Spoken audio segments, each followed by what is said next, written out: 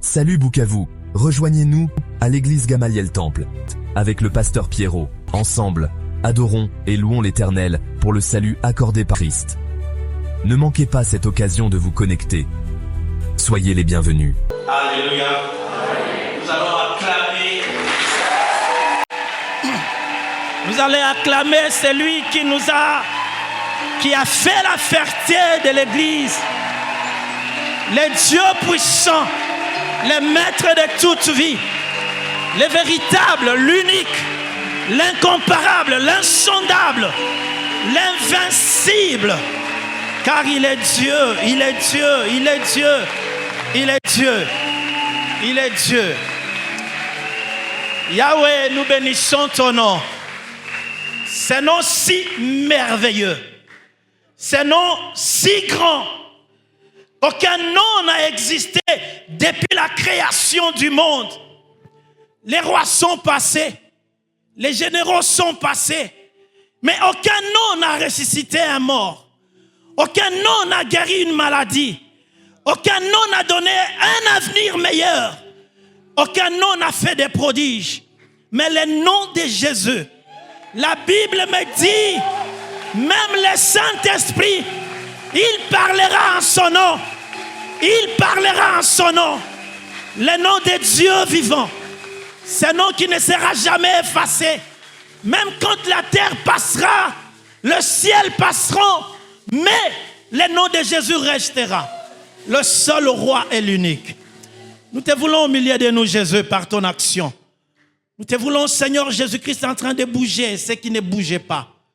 Nous te voulons, Seigneur, mettre fin à nos angoisses, mettre fin à nos pleurs.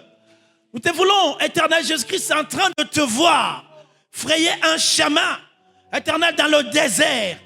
Nous te voulons, Jésus-Christ, te voir dans nos combats. Parce que lorsque nous combattons avec toi, nous sommes plus que vainqueurs.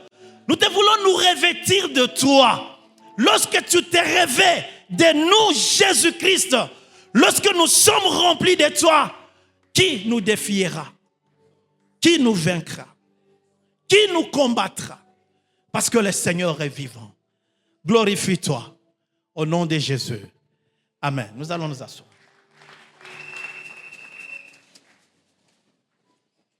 Je ne sais par où commencer, parce qu'aujourd'hui, c'est le dimanche de Pentecôte. Un dimanche, normalement, qui ne peut pas être comme les autres, mais qui ne peut pas aussi se démarquer des autres, parce que notre Pentecôte, c'est chaque jour. Ça n'a pas un jour spécial. Ça, c'est en commémoration. En commémoration, en souvenir de ce qui s'était passé. Notre petit thème d'aujourd'hui, juste comme allume-feu, est intitulé « L'Esprit du Seigneur te saisira. Tu seras transformé à un autre homme. » L'Esprit du Seigneur te saisira et tu seras transformé, changé à un autre homme. Ça, c'est un thème défi. L'Esprit du Seigneur te saisira et tu seras transformé à un autre homme. Tous ceux qui ont été avec nous la semaine, on a parlé de ton identité.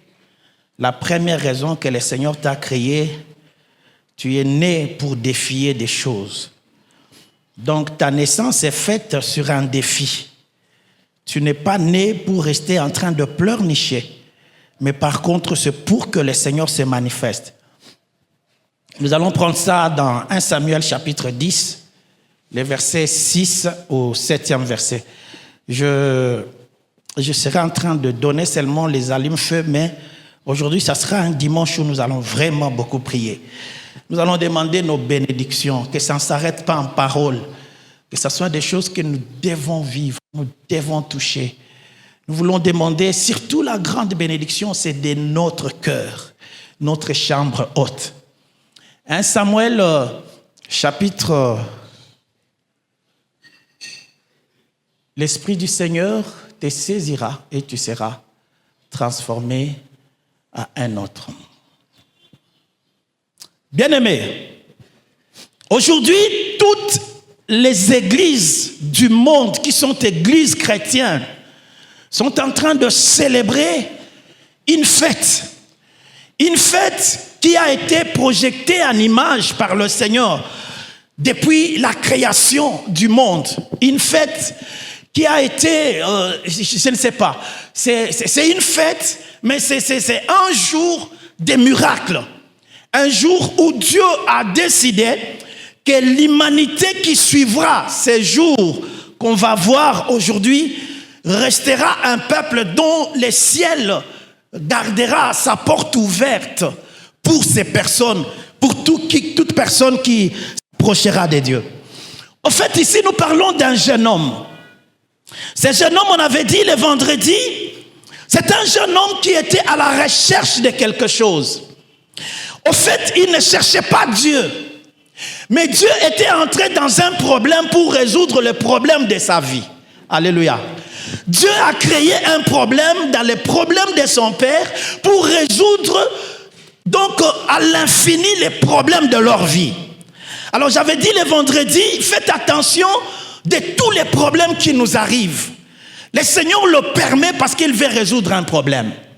Donc quand tu veux regarder un problème avec les yeux spirituels, derrière les choses qui bougent, ce qui ne marche pas, les choses qui te font pleurer, derrière ces choses qui te font pleurer, si tu as mené tes larmes au devant de celui qui peut changer toute autre chose, il peut ouvrir une porte que personne ne saura fermer. Ici, je suis en train de parler d'un jeune homme, un petit jeune homme. La Bible me dit, il était tellement beau, il était élégant, il était musclé, mais malgré sa beauté, il y a eu un problème que Dieu avait déjà créé. Il a créé un problème de perte des ânesses de son père. Quand le papa, comme il était vieux kiss, il a vu que ses troupeaux étaient perdus, il ne pouvait pas rester comme ça. Peut-être pour toi c'est ton argent, pour moi peut-être c'est mon travail, pour tout le monde, tous nous sommes dans l'angoisse. Si nous nous voyons avec des amis, la première salutation, dis quoi Ewan, Mungu atusaidie. Alléluia. Oh, pendant que je me mettais là, l'Esprit m'a traversé quelque chose qu'on va faire. Quand on sera en prière, on va se permettre. Les maris doivent être à côté de leurs femmes. Si papa n'est pas là, maman n'est pas là, tu es avec les enfants, tu vas appeler les enfants. Vous savez, nous allons nous lever contre une forme de force, d'incompréhension qui va commencer à régner dans nos familles. Des incompréhensions qui feront ce que maman najua kama wenda kikukazi tena. Meko na kulomba tu. Alléluia. Alors ça énerve. Tu as été avec elle le matin au soir, après la semaine bikoye. À tout à coup là. Mais tu m'as vu sortir. Les réponses seront comme ça. J'étais avec toi toute la journée ici. Tu m'as vu sortir.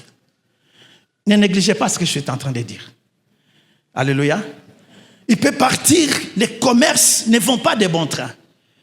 Et les demandes des enfants sont à l'école. Les balim aussi, ils veulent vivre de ce que les enfants vont amener. Et mais toi qui vas faire étudier ces enfants, quand tu sors dans ta boutique, il n'y a pas de clients. Et quand tu rentres avec des calculs, que je rentre maintenant ou bien les soirs. Parce que si je rentre maintenant, les enfants ne seront pas ailleurs. Après, nos enfants qui parlent français, tu es venu seulement comme ça.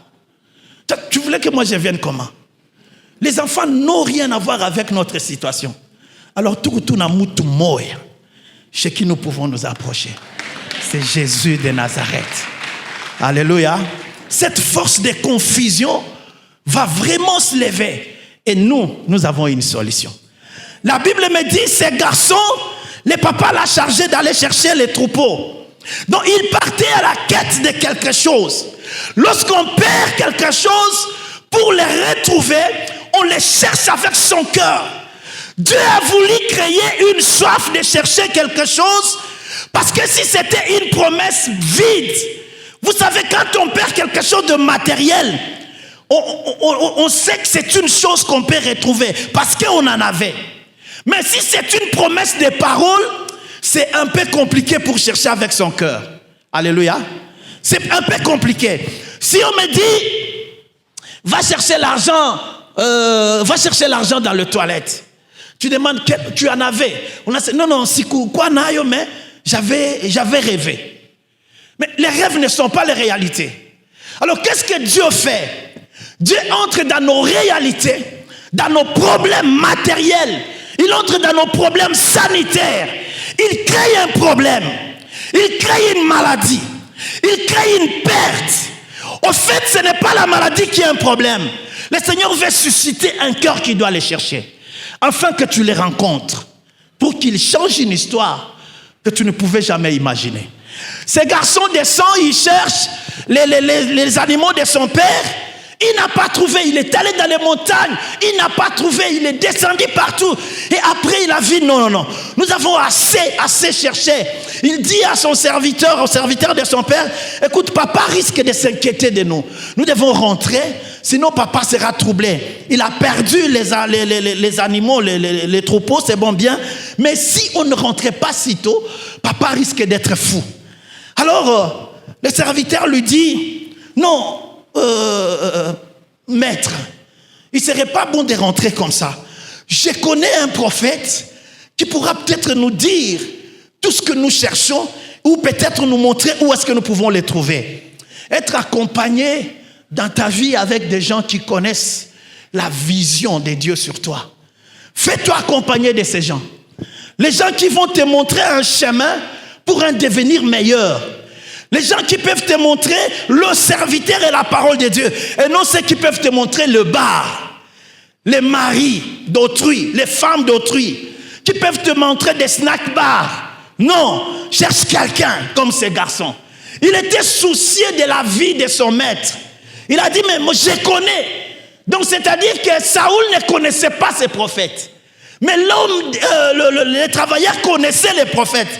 Après Saoul aussi, ne connaissant pas les prophètes, mais il connaissait les lois de la parole de Dieu.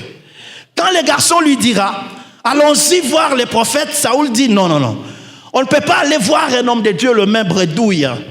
Il faudra que nous ayons quelque chose pour aller se présenter devant la face de l'Éternel. Je saute, on en avait dit le vendredi. Mais la Bible me dit ceci, ils sont partis. Quand ils sont partis, la Bible me dit, ils sont arrivés là où on les avait indiqués. Ils demandaient où est-ce que nous trouverons les prophètes. On leur a dit que allez-y dans la ville, mais dépêchez-vous parce qu'il veut monter dans la chambre haute. On avait parlé le mercredi, entre jeudi, du secret de la chambre haute. On avait dit le secret de la chambre haute qui est notre cœur. C'est un lieu, on dit bien chambre haute. On avait dit que dans nos gouvernements sur la terre, il y a deux chambres. Dans nos politiques, il y a la chambre basse et la chambre haute. La chambre basse est constituée de députés.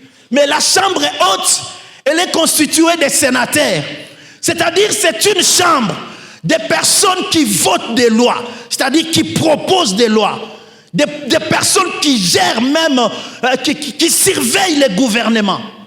Donc, entrer dans la chambre haute, ce n'était pas quelque chose d'autant. Mais c'était quelque chose que Dieu, Jésus, préparait les disciples pour les faire voir que je vous fais quitter la chambre basse, je vous amène dans des hautes institutions où vous serez en train de changer les choses. C'est-à-dire, j'avais dit, c'était une chambre de transformation des personnes ordinaires en personnes extraordinaires. Il les a menés dans une chambre haute.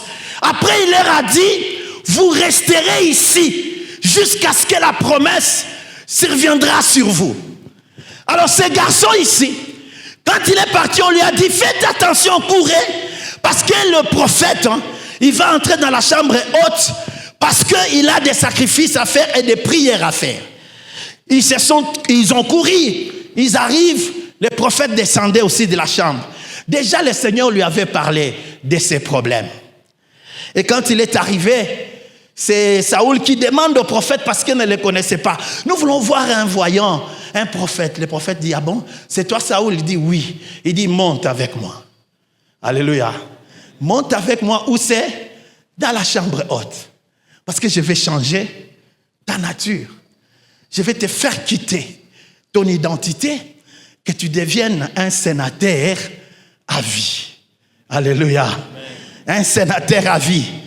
J'avais dit le vendredi, le JKK, notre président, ancien président, quand il a quitté ses fonctions, mais il est resté dans la chambre haute, où personne ne peut les toucher n'importe comment.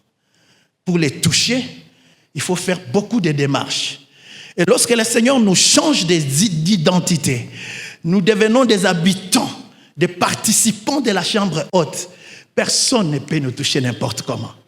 Parce que les immunités qui pèseront sur nous, il faut aller d'abord au Parlement.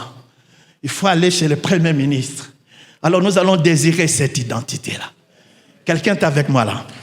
Écoutez ce que la Bible me dit. Ils montèrent à la ville, ils étaient arrivés au milieu de la ville, quand ils furent rencontrés par Samuel, qui sortait pour monter à haut lieu, Or, un jour avant l'arrivée de Saoul, l'Éternel avait averti Samuel en disant, demain à cette heure, je t'enverrai un homme du pays de Benjamin et tu oindras pour chef de mon peuple d'Israël. Il sauvera mon peuple de la main des Philistins, car j'ai gardé mon peuple parce que c'est son cri qui est venu jusqu'à moi. Nous montons. Lorsque Samuel aperçut Saoul, l'Éternel lui dit, voici l'homme dont je t'ai parlé, c'est lui qui régnera sur mon peuple. Montez. Saoul s'approcha de Samuel au milieu de la porte et dit, indique-moi, je t'ai pris, où la maison du voyant? Montez. Après il dit, Samuel répondit à Saoul, c'est moi qui suis le voyant. Monte devant moi au haut lieu et vous mangerez aujourd'hui avec moi. Je te laisserai partir demain. Je te dirai tout ce qui se passe dans ton cœur. Montez. C'est bon qu'on écoute ça. Ne t'inquiète pas des années que tu as perdues il y a 3 jours. Il commence à prophétiser. Car elles sont retrouvées. Et pour qui est réservé tout ce qu'il y a de précieux en Israël? N'est-ce pas pour toi et pour toute la maison de ton père? Monte. On dit, Saoul répondit, ne suis-je pas benjamite de l'une des plus petites tribus d'Israël? Et ma famille n'est-elle pas la moindre de toutes les familles de la tribu de Benjamin? Pourquoi donc me parles-tu de la sorte?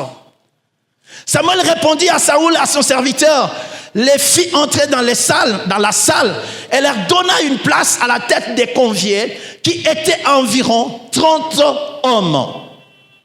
Samuel dit, cuisinez, sers la portion que je t'ai donnée en te disant, mets-la à part.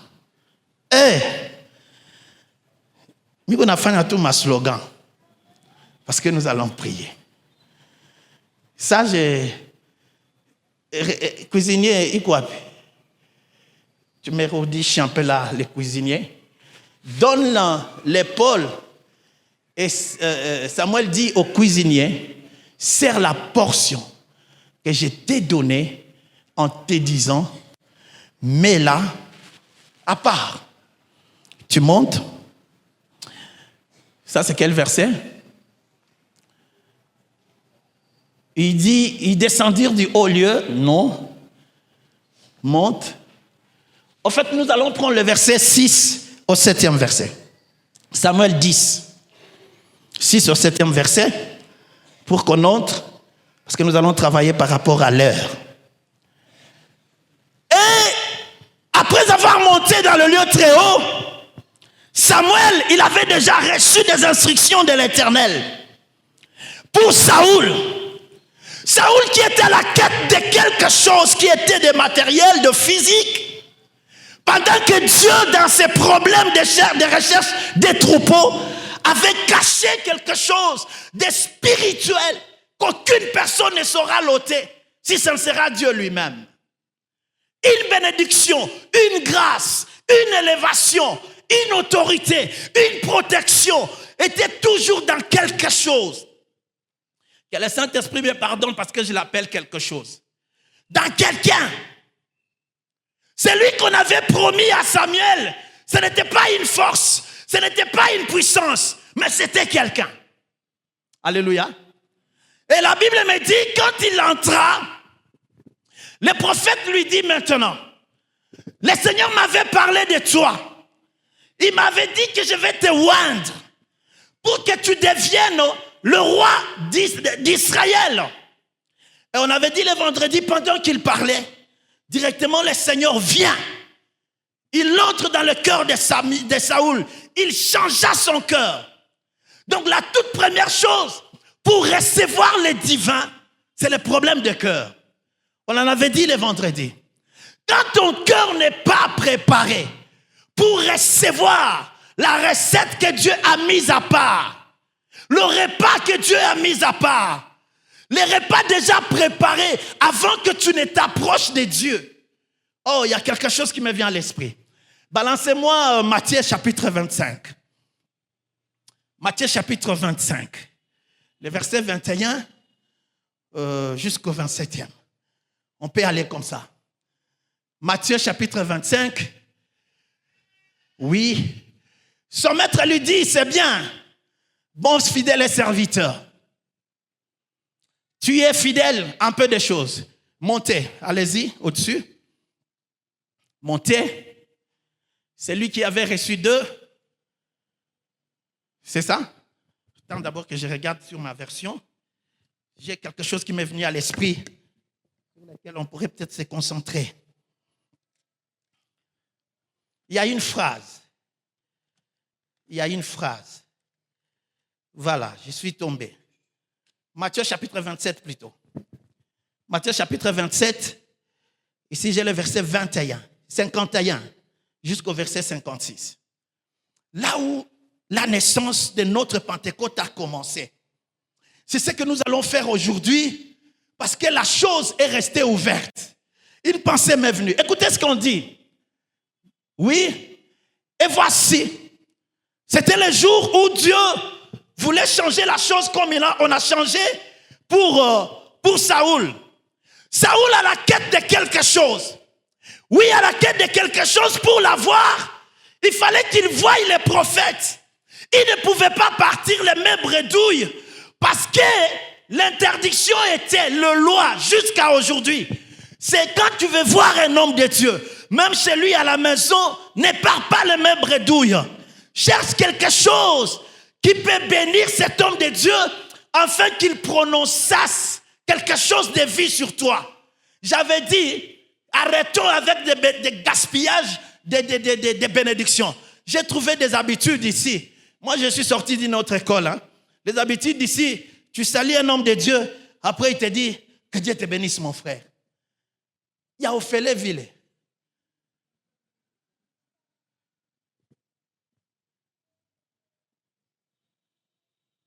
Papa Yvon, mets-toi debout. J'aime bien ces frères ici. Yo ko ebisa kabiso ba danse au beta koyo. Côté aux wakam. Homme de Dieu, le Seigneur nous dit, quand ce peuple vient, même à n'importe quel moment, s'ils doivent être bénis, qu'ils ne viennent pas dans nos maisons main bredouille.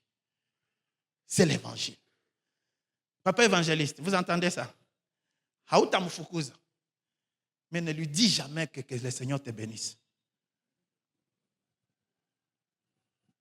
Comment tu sais que ça c'est moi? Hein? Comment tu as bien Ophélie Ville, ça vous regarde. Je sais pourquoi je dis ça, peut-être on en parlera. Mais écoutez, quand les garçons titubaient, ils connaissaient la loi, il a dit, nous ne pouvons pas aller le même bredouille. Les serviteurs disent, j'ai quelques cycles d'argent qu'on peut amener à ces prophètes. Ils ont préparé ces cycles d'argent. Ce sont des lois et des prophètes. Il est parti avec. Et quand il entra, les prophètes devraient dire des choses. Mais les choses qui devraient se reposer sur une offrande. C'est ainsi que même dans la consultation de Dieu, à l'époque des tabernacles, il y avait toujours un agneau qui était sacrifié pour la rémission du péché. Mais il y avait aussi une offrande qu'on devrait apporter à ces sacrificateurs parce qu'ils devraient manger avant qu'ils ne fassent le travail. Mais ici, quand Dieu a vu la pauvreté des peuples que nous étions, la pauvreté, les misères dans lesquelles nous croupissions à cette époque, Dieu a préparé un agneau. Alléluia. Un agneau. À quoi servaient ces agneaux? Il fallait que le sang de l'agneau soit versé pour que les voiles du temple qui séparaient les peuples avec Dieu puissent s'ouvrir tout petit peu, afin que les sacrificateurs entrent. C'est ce que j'aime dans la parole. Même les sacrificateurs, avant d'entrer, ils devraient aussi sacrifier un agneau. Pendant un agneau, pour qu'il soit aussi pur pour entrer. Quel gaspillage de celui qui entrait, les sacrificateurs qui devraient donner aussi pour être sanctifiés avant d'entrer. Donc c'était des lois qui étaient établies pour que les rideaux soient ouverts. Pour que les ciels soient ouverts, Dieu avait besoin d'un sang. Alors qu'est-ce qui s'est passé? Dieu a remarqué, il dit non, j'ai envie d'avoir un peuple qui sera transformé pour toujours. Un peuple qui sera mon temple, ma maison, dont l'esprit sera aisé de rester dans leur vie. Alors qu'est-ce que Dieu a dit? Il a préparé un sang. Ce mystère, c'est le mystère qui a précédé la Pentecôte. C'est le mystère qui a précédé notre fête. La Bible dit ceci. Nous rentrons en Matthieu, c'est là où je suis, mon frère. Matthieu chapitre 27. Et la Bible me dit, Dieu veut immoler maintenant Dieu. Dieu veut tuer Dieu à cause d'un peuple. Dieu s'est donné lui-même. Il a refusé que les hommes le mettent à mort. Dieu s'est chargé de se tuer lui-même, afin que son sang puisse ouvrir, puisse garder le ciel ouvert. Bien-aimé, c'est depuis ce temps ici que Jésus a fait quoi? Il a pris le voile du ciel, il a mis ses pieds pour que ce ciel reste ouvert. Afin que les anges entrent, les anges descendent. Depuis la crucifixion ici, les voiles ne pouvaient plus se refermer. Depuis la crucifixion ici, les ciels et les anges et le Saint-Esprit, ils pouvaient se voir et contempler Dieu. La Bible me dit ceci, le premier miracle commença. Jésus sur la croix, il dit, voici, quand il a crié, tout était accompli. La première chose des miracles, la Bible me dit, il y a eu 3 choses qui s'est faites. Le voile du temple se déchira en 2. Depuis les hauts jusqu'en bas. Une fois, j'avais dit, la hauteur qui était entre ces voiles et jusqu'en bas, un homme ne pouvait pas y arriver. Il devrait monter dans des escaliers, il ne devrait pas être seul aussi. Il devrait être si nombreux. Mais ce jour-là, quand Christ a dit, tout a été accompli, l'alliance nouvelle est accomplie, que je signe avec ce peuple. Les peuples ont vu ces voiles se déchirer de haut en bas. Et la deuxième chose, la terre trembla, parce que le Fils de l'homme a lâché une parole, des vies qui devraient nous identifier. Et la troisième chose, les rochers se fondirent. Nous montons la 4e. Les sépulcres s'ouvrirent et plusieurs corps des saints qui étaient morts ressuscités. Le miracle commence. Le Seigneur, par la voix, par sa mort, il a fait ces choses pour que le ciel, pour que la terre reste ouverte pour nous. Afin que tout ce qui était amené en dessous de la terre, que nos voix les atteignent. Et la Bible me dit, les morts sont revenus à la vie. Si vous descendez vers le bas, ils sont rentrés. Et la Bible précise bien, c'était de sang. Si je ne m'abuse pas. Écoutez ce qu'on dit. Les sépulcres s'ouvrirent et plusieurs corps des saints qui étaient morts. Plusieurs corps des saints. En fait, c'était quoi? C'était quelque chose que Dieu voulait pour rassurer les disciples. C'est là où je vais maintenant venir pour qu'on prie, qu'on trouve notre temps. En fait, Dieu voulait la démonstration de ces choses pour que les disciples qui resteront croient à la résurrection. Alléluia. La résurrection qui était des verbes, qui étaient des paroles simples, que Jésus disait, je suis la résurrection, je suis la vie. Effectivement, ils ont vu quand Lazare était mort, Jésus est venu, il a dit, Lazare sort de là. Ils ont cru quand même à la résurrection. Ils ont dit, ça c'est un miracle d'une seule personne. Mais quand Jésus est monté à la croix, On ne nous a pas dit combien de temps ces corps étaient enterrés. On nous dit seulement que c'était des saints. Alléluia. Qui étaient enveloppés en dessous de la terre. Mais parce qu'ils étaient les saints, ils ont entendu les sons de la trompette, de la voix de Jésus. Et la Bible dit, les sépulcres s'ouvrirent par les tremblements des terres. Vous continuez vers le bas, on dit les morts revirent à la vie. Vous continuez vers le bas, ils sont rentrés dans la ville et dans leur famille. Donc c'était des signes, quand les disciples sont rentrés, leur cœur était défié, leur esprit était préparé. Ils se sont dit en eux-mêmes, toutes les paroles que ce type nous disait sont vie et esprit. Parce que nous avons vu les morts ressuscités. Donc même si nous mourrons aujourd'hui, nous serons ressuscités. Ça les a rassurés dans une confiance. Et la Bible me dit, nous rentrons chez Saoul. Saoul, quand il parla avec Samuel, la Bible dit, tout à coup, le cœur fut transformé. Et on lui dit, tu iras, tu rencontreras des prophètes qui seront en train de chercher, de partir. Mais ils seront en train de chanter, les tambourins les précéderont. Ça, je parlerai pour la chorale. Comment elle accompagne les prophètes, comment elle accompagne dans vos chants, dans vos louanges. Vous nous ouvrez une voie pour qu'on touche les surnaturels afin de communiquer au peuple de Dieu. Vous êtes des instruments impeccables de Dieu. Quand nous les faisons par le Saint-Esprit, nous préparons déjà l'action de l'Esprit. Les prophéties, la bonne parole, le parler en langue, naissent de ce que vous vous préparez.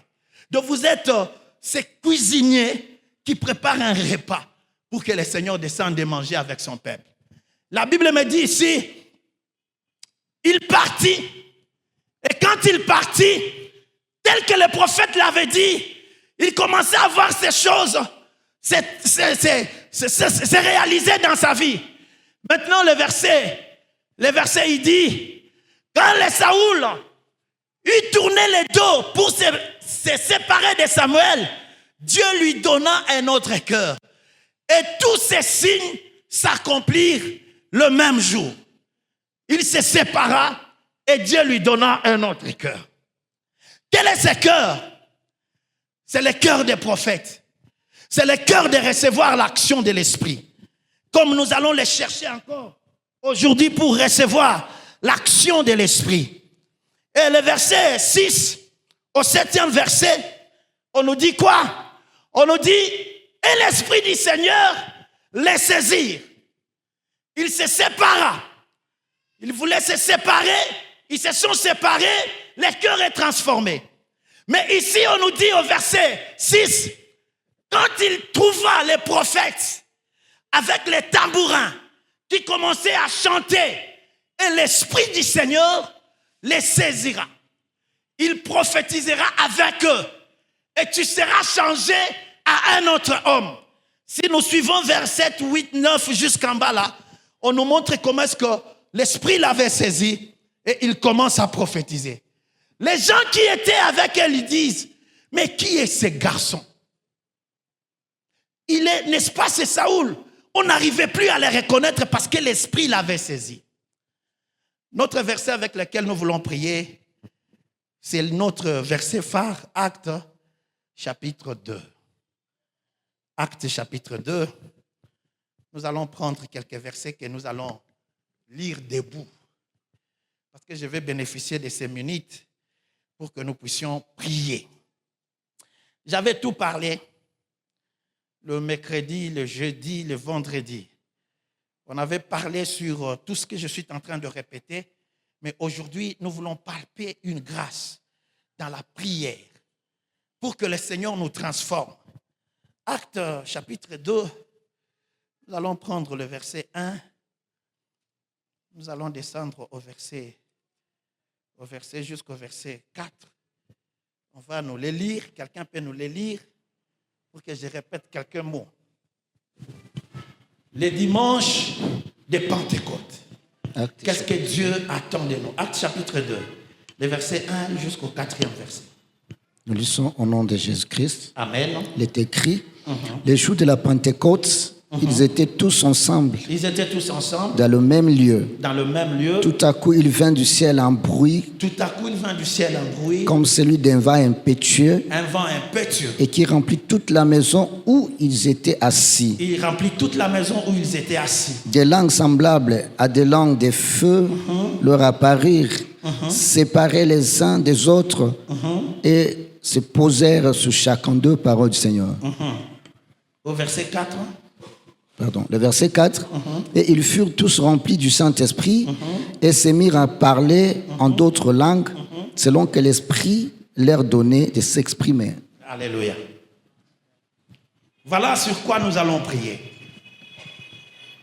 On nous a parlé, le vendredi, j'ai parlé de Saül, qui pour recevoir la promesse de Dieu, le Seigneur s'est attelé sur quelque chose. On a fait cet exercice. Et je crois que tu l'as fait chez toi à la maison. Les cœurs. La Bible dit, il changea les cœurs pour que ces choses qui sont prophétisées lui arrivent. Aussitôt qu'il se sépara avec les prophètes, son cœur fut changé. Et la Bible dit, tout ce qui était dit pour lui, parce que les cœurs étaient changés, commençait à se réaliser. Qu'est-ce qui fait que les promesses qui sont faites sur nous ne se réalisent pas? C'est le problème des cœurs. Lorsque le Seigneur promet quelque chose, lorsque le Seigneur nous dit quelque chose, si nos cœurs ne montent pas dans la haute chambre, si nos cœurs ne changent pas en fonction de la promesse dite, ces choses, ça pourrait peut-être nous arriver, mais nous ne serons pas à mesure d'en déchiffrer. La Bible dit, la première action que Dieu a faite, il a changé leur cœur pour qu'ils comprennent et qu'ils voient les circonstances, les moments, qu'ils comprennent que ce sont des prophètes, qu'ils comprennent que ce sont des personnes qui doivent me bénir et qui doivent me faire entrer dans leur destinée. Et la Bible dit, quand il quitta, les choses commençaient à s'accomplir parce que les cœurs étaient préparés. Ici aussi, Jésus a préparé les cœurs des disciples. Il les connaissait tremblants. Et quand Jésus, pendant 40 jours de sa résurrection, il était avec les disciples, les exhortant, les enseignant. Mais il leur a dit, gardez les hauts lieux. Là où vous serez en train de préparer les cœurs par vos prières jusqu'à ce que ce jour que je vous ai promis, celui que je vous ai promis viendra. Et la Bible dit, après que Jésus soit parti 40 jours après, les 10 jours qui les séparaient, c'est-à-dire Jésus est parti aujourd'hui, ils ont compté 10 jours. Les 10 jours de prière, de jeûne dans les hauts lieux, et le 10e jour, le Saint-Esprit descendit. Celui qui est descendu, il a porté des emblèmes. Le premier emblème, ce n'était pas lui, le vent. Celui qui est descendu, c'était un homme. Un homme qui devrait les habiter. Un homme qui devrait faire de leur corps sa maison. Un homme qui est le Saint-Esprit. Il n'est pas une force. Il n'est pas une puissance. Il n'est pas un vent. Il n'est même pas ces feux-là qui étaient sur leur tête. Là, c'était des emblèmes.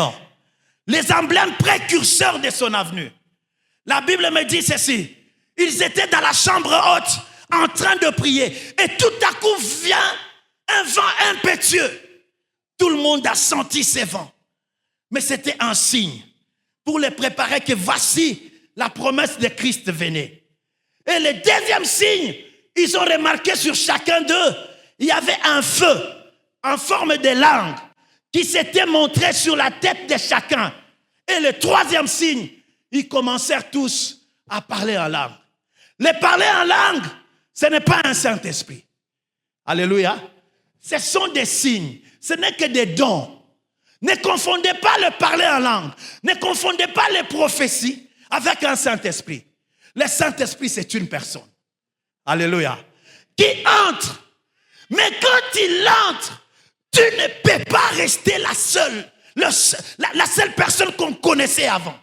Saül, le Saint-Esprit est venu. Et quand vous lisez, après un certain moment, il est rentré.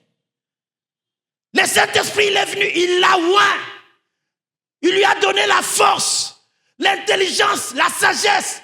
Et après, il était transformé, il est redevenu normal. Il prophétisait, on ne pouvait plus le reconnaître par ses gestes, par sa façon de parler. Et quand il a fini cet exercice, la Bible dit, il redevint normal. Il rentre en Saoul, mais avec les signes de celui que Christ nous a promis. Quand il te réveille, c'est pour que tu changes pour toujours. Tu ne rentreras plus la seule personne, celle qu'on connaissait avant. La reconnaissance de voir dans une personne que le Saint-Esprit lui est apparu, la personne sera persévérante. La personne gardera le feu en lui. Parce que le Saint-Esprit n'est pas venu pour partir. Il est venu pour habiter avec toi. Pour vivre et demeurer en toi. Alors, puisqu'il demeure en toi, du jour le jour, les gens doivent voir une transformation. Parce qu'il est là pour te transformer. Il n'est pas là pour te faire prophétiser. Ça, ce sont des dons. Il n'est pas là pour venir te donner des miracles. Ça, ce sont des dons. C'est ainsi que vous allez voir en 1 Corinthiens, on dit, et les parler en langue finiront un jour. Les prophéties s'arrêteront. Mais l'amour qui est Dieu ne s'arrêtera jamais. Il ne s'arrêtera jamais. Alors qu'on ne soit pas trompé de nos langues, qu'on ne soit pas trompé de nos prophéties, qu'on ne soit pas trompé de nos miracles, qu'on ne soit pas trompé de nos façons d'enseigner avec fin. Toutes ces choses, les prédications s'arrêteront. Mais c'est lui qui embrassera le Saint-Esprit. C'est lui qui se laissera être embrasé par le Saint-Esprit. Il sera transformé en amour. Cet amour qui ne disparaîtra pas. Voilà cet homme que nous voulons appeler. La Bible nous dit, dès qu'ils reçurent le Saint-Esprit, ils ne sont plus restés le même. Et le Saint-Esprit, quand il est né, la Bible dit, ils se dispersèrent pour s'adonner au travail de Dieu. Les prodiges commençaient à les suivre. Le miracle commençait à les suivre. La mort les fouillait. Le maladie les fouillait. Parce qu'il y avait une autre personne. Ce que j'aime avec Jésus, si nous prenons, vous sautez un peu, nous prenons Jean chapitre 16, le verset 7. Écoutez ce qu'on nous dit. Jean chapitre 16, le verset. Pendant, je vous dis la vérité, il vous est avantagé que je m'en aille. Car si je m'en vais, je ne m'en vais pas. Le consolateur ne viendra pas vers vous. Mais si je m'en vais, je vous l'enverrai. Il est envoyé par Jésus. Alléluia. Il dit, je vous l'enverrai. C'est une personne, troisième personne dans la divinité de Dieu. Nous descendons le verset 8. Et quand il sera venu, il convaincra le monde de ce qui concerne les péchés, la justice et le jugement. Le verset 9. En ce qui concerne le péché, parce qu'il ne croit pas à moi. Le verset 10. La justice, parce que je vais vers le Père et que vous ne me verrez plus. 11. Les jugements, parce que le prince de ce monde est jugé. 12. J'ai encore beaucoup de choses à vous dire, mais vous ne pouvez pas les supporter maintenant. Quand il viendra, vous supporterez ces choses. Voilà, nous voulons prier. Nous voulons prier pour que cet homme qui était envoyé auprès de Jésus, qui nous vienne, qui nous remplisse. Si nous fêtons, nous dansons, ça ce sont des cérémonies. Mais il y a quelque chose que tu dois chercher, la rencontre personnelle avec cet homme. Il est envoyé pour ça, pour nous convaincre du péché, pour les jugements et la justice de Dieu. Lorsqu'il est dans nos vies, la fête devient vraie. Les cérémonies de la Pentecôte deviennent vraies. Nos miracles deviennent vrais. Avec ou sans miracle, avec ou sans prophétie, avec ou sans parler en langue, le vrai est en nous. C'est le Saint-Esprit. Alléluia. On peut avoir beaucoup de miracles. Vous savez, j'ai vu mes collègues à Kinshasa qui ont été dotés d'une puissance de miracles. Tous ils sont impudiques. Tous ils sont adultères. Le miracle attire les gens, mais ça les conduit aussi au péché. J'ai vu mes collègues qui ont été loin d'une autre dose de l'esprit. Vous êtes avec eux, vous vous disiez, Ou bien moi, je sers un autre Dieu. Et lui, il a un autre Dieu. Je connais un collègue que j'ai invité à une croisade là, en plein air. On prie avec lui, on prie, on fait croisade. On s'est mis nous deux. Il appelle quelqu'un, un aveugle de naissance. Je crois que j'ai toujours partagé ça avec les disciples. Un aveugle de naissance. Quelqu'un qui est né mais avec des yeux comme si on a fait passer seulement les lames de rasoir ici. Les blonds là ne se montraient pas. Quand il appelait, moi je connaissais ces garçons. Quand l'homme de Dieu appelait, j'ai failli lui dire, eh voilà, il est né en naturel. Quoi qu'accident. J'ai eu peur, j'ai eu froid moi-même. J'ai vu les garçons l'amener, donc il n'avait que des signes. Ces garçons-là, il habitait sur notre avenue. Il avait développé des capacités. Vous lui donnez un jour, je passe comme ça, il m'entend par la voix. Il dit, Pasteur Patrick, j'avais l'argent. Je compte l'argent. Je me souviens plus si c'était combien là, les Zaïres. Je lui donne. Il touche aveugle de naissance. Il touche comme ça, il dit, 20 balles seulement. Je chair de poule. Je change. Il dit, il n'a pas 70. Donc j'ai donné 50. Donc les garçons, c'est... Donc Dieu reste Dieu. Je connaissais ces garçons. Mais cet homme de Dieu, le Seigneur a fait, au-delà du physique, lui, la vie est surnaturelle. Il appelait les garçons. Pourquoi on a où les garçons? On amène les garçons. Moi-même, j'étais là. Je ne transpirais plus de la parole. Je transpirais de la peur.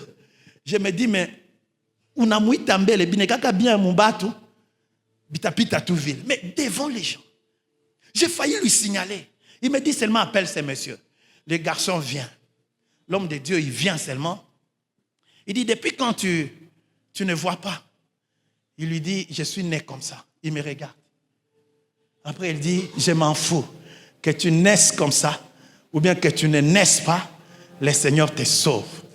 Il touche les yeux de ces garçons. 2 minutes après, les garçons voient. Je n'avais plus prêché moi. Je l'ai laissé prêcher. Mais quelques jours, semaines après, l'homme a engrossé 3 filles. Miracle ici tout d'angaï. Le parler en langue, hein? Je ne sais pas quoi, chanter beau là, ici tout d'angaï. Il n'y a qu'une seule personne qui peut transformer nos vies. Le Saint-Esprit sur nous. Lorsqu'il nous réveille, il lit en nous. Il enlève le faux.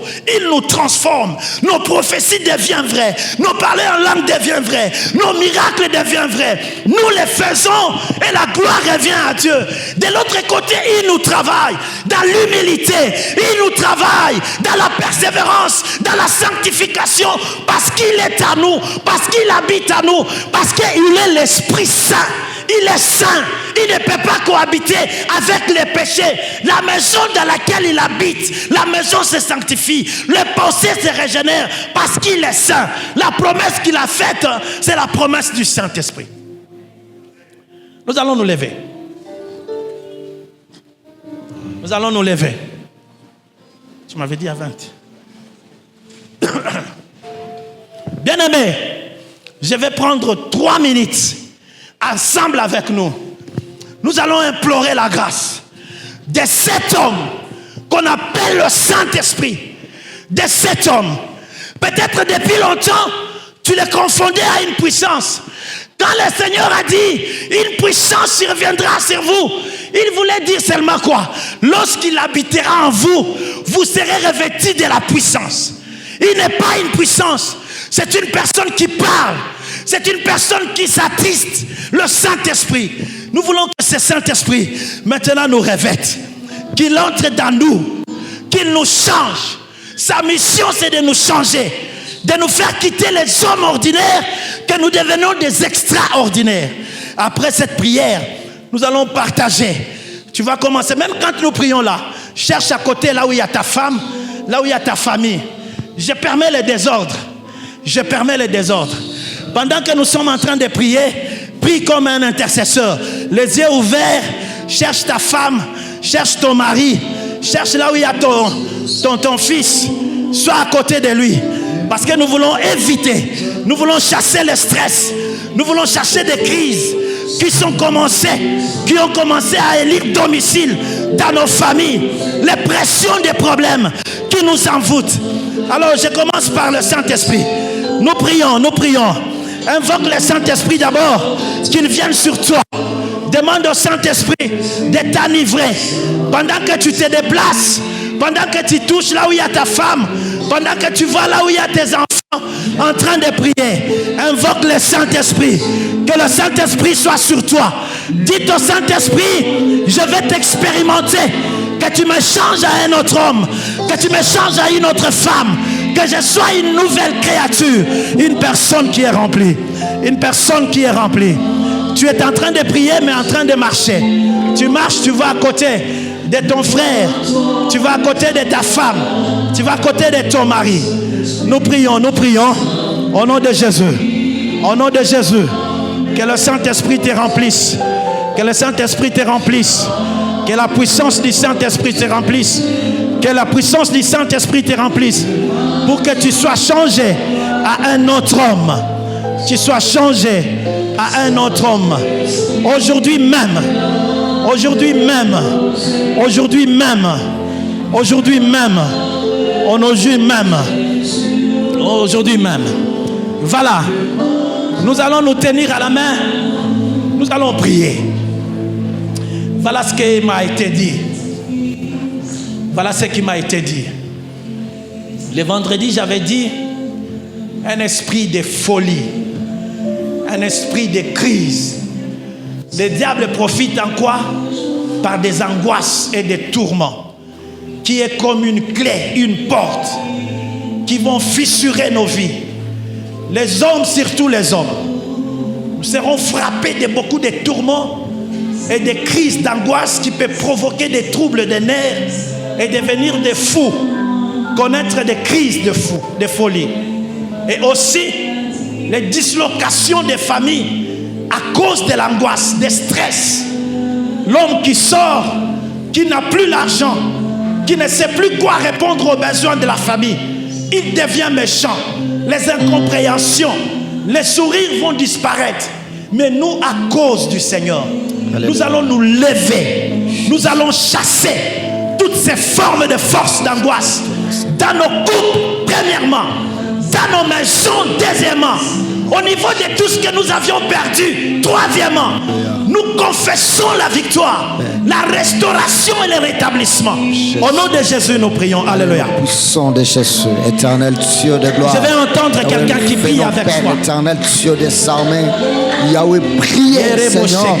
Yahweh, qui sait que j'ai perdu le travail. Éternel notre Dieu, je le ramène à la vie.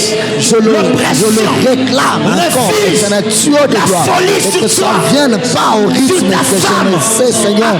Soucis et des pressions de vie, que ça vienne avec tout, Seigneur, des avantages. Et je vais avoir depuis éternel Dieu de gloire. Oui, Seigneur éternel Dieu de gloire. Que ça ne vienne pas, Seigneur, par le nom du travail. Que ça vienne Dieu de gloire. Que Seigneur, tous ces avantages, dans le puissance de Jésus, éternel Dieu de gloire, je chasse cet esprit d'angoisse. Je chasse cet esprit d'angoisse, Seigneur. Là-haut dans nos familles, dans ma famille, éternel Dieu de gloire. Là-haut dans cette église, dans le nom puissant de Jésus. Là-haut que cet esprit de folie, là-haut qui veut frapper, toucher, dans le nom puissant de Jésus. Seigneur, j'arrête cet esprit, éternel Dieu de gloire, que ce qui était prévu par le diable, par les sorciers, les coups, je voulais profiter, éternel Dieu de gloire, de l'occasion. Éternel Dieu de gloire, je suis entré dans les entiers. En dernier lieu, nous allons prier, nous allons écraser la force de la mort, de ces jours de mort, des maladies incurables au milieu de nous. Nous allons dire à Dieu, si longtemps cette maladie m'a tourmenté, et pourtant le ciel est ouvert par le sang de l'agneau, et pourtant les temples, le voile du temple était déchiré pour que je vive mon miracle. Nous allons nous lever contre toutes ces formes de choses qui ont longtemps résisté sur toi. Nous les brisons Au nom de Jésus, nous Le prions. sang de Alléluia. Jésus-Christ, Seigneur, nous nous levons contre la puissance de l'esprit des morts. Yahweh, qui veut ravager encore. Seigneur, tu nous as dit ces choses parce que tu savais, au Père. La maman l'a pris. Elle est où?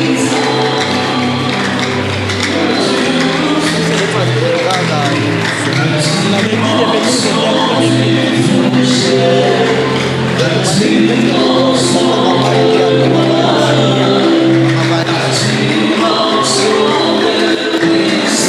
Yorobo sheketa yandaba. Ayasakete rebo sheketa. Que tu te manifestes, prince de toute paix et le Dieu de toute grâce. Yarabo sheketa. Ayandarabo sheketa.